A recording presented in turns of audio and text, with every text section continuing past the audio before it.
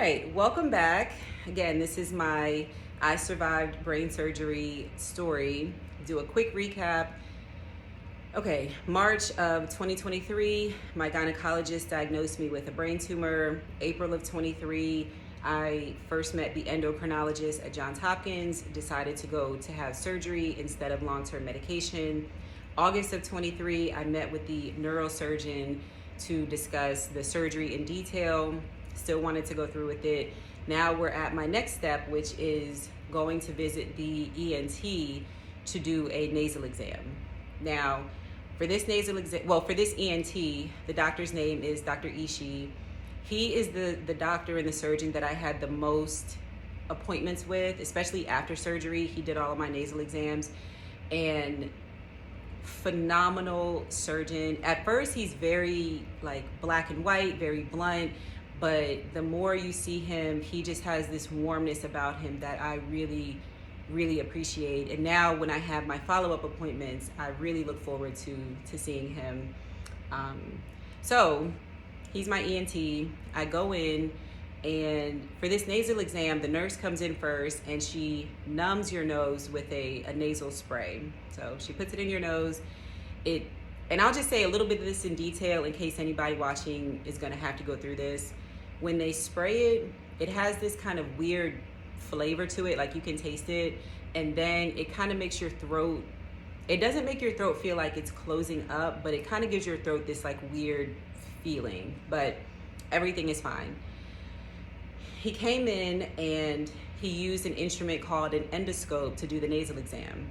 Now, an endoscope looks like the one he used is probably about this long. It looks like a long, skinny, like stainless steel straw. And it's straight, and there's a camera and a light on the end of it, and it's connected to a monitor that he's looking at. So when he pulled this out, my thought is, I kind of backed up and I'm like, you're gonna put that in my nose? Yeah. Like, he was just like so blunt, and I'm like, all of the things that you're thinking about is pretty much what I was thinking about. You know, I forgot that they even numbed my nose because I'm thinking I'm gonna feel it and all of the above. But he just kind of pushed my head back, and he started putting it in, and my eyes were like closed shut, and I was waiting for all of this pain to happen, and I didn't feel a thing. This was probably a 20-second exam. There was a scribe in there that he was, talking to about what he was noticing about the inside of my nose and my nasal cavity. And yeah, very quick. He said the only thing he was a little bit concerned about was they might have to do what's called a cephaloplasty, which is a type of nose job, but not what we're used to thinking for a nose job. But basically they move your septum like over a little bit to kind of make a little more space to operate in. And that's one thing I was worried about, because as you all can see, I have a skinny nose. So I was thinking, how are you going to be able to get these tools and equipment up my nose to be able to reach, my brain? And, now I know that there are different size endoscopes, and I actually found out later that they had to use like the pediatric version of this endoscope because it was like really tight in there. But he said they might have to do a cephaloplasty, but they weren't gonna know until they actually started operating. So of course I would have to consent to that. And I asked him, would that change the appearance of my nose at all? And he said no, everything would be internal. I would still look the same. I said, okay, well, if you have to do it, then you have to do it. So the nasal exam went well. That was September of 2023. And then from there, it was pretty much deciding when I wanted to have surgery. They had to look at the schedule, and I settled on November 15th. I had options in October and options in November. I decided to go with November 15th. And prior to that, I had to get another super detailed MRI with and without contrast, and then I had to get a CT scan. And one of my last appointments was meeting with the anesthesia team to talk about, everything regarding anesthesia, and to make sure that I would be okay as much as possible going through that process.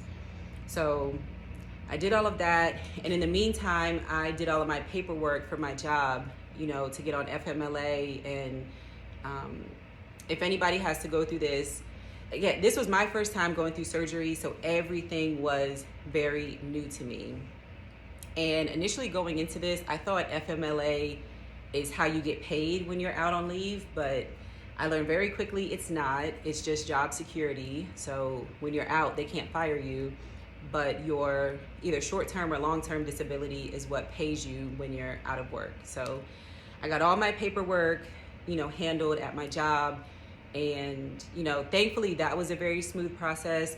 And also something I didn't touch on yet, one of the most great things that I was the most grateful for in this whole process was having insurance that was accepted at Hopkins.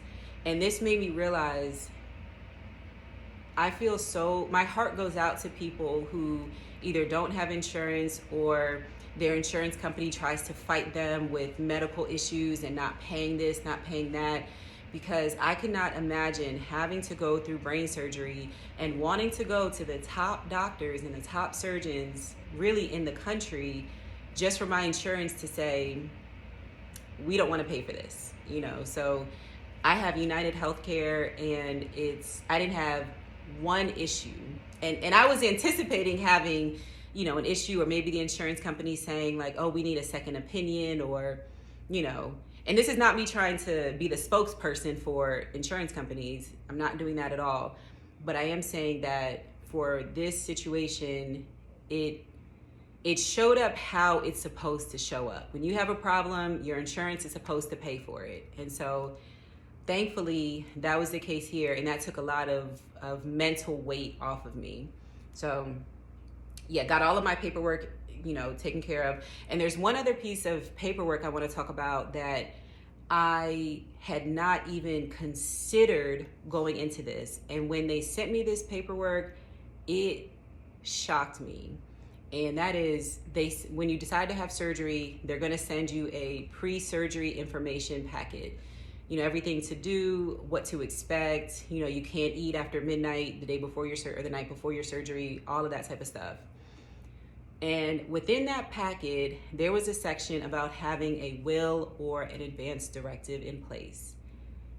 And when I read that, it's just like all the energy just got sucked out of me. And I'm like, that's another moment where I was thinking, do I want to go through with this? Because not only could I die from this surgery, but I know exactly how I'm going to die. And that is a very, very strange thought to have, a very strange thing to contemplate, especially being younger. At this point, I was 34. I got diagnosed at 33, and then, I turned 34, and then, I was 34 when I had the surgery. So at that age, I'm not a spring chicken, but I'm not older. So having to think about my own mortality and how I'm gonna die was very scary, very humbling. And my main thing was, I'm not gonna say I wasn't scared of death, but, and I hope this topic doesn't get not copyrighted, but dinged by YouTube. It's just all in the realm of medicine. So I wasn't super scared about dying, because really and truly, if I'm being blunt, that would have been a good way to go, because I wouldn't have felt, it would have been painless for me. They would have put me under, and I just wouldn't have woken up. I was so terrified of the doctors having to go out and tell my family she didn't make it and she bled out on the table. So yeah, I don't want to spend too much time on that topic because it still gets me emotional, but I ended up deciding to have an advance directive in place. I asked my brother if he would make decisions for me if I was in a persistent vegetative state, or if I had little brain activity. He said yes, and so at that point all of my paperwork was pretty much done. So now we are getting to the actual day of surgery.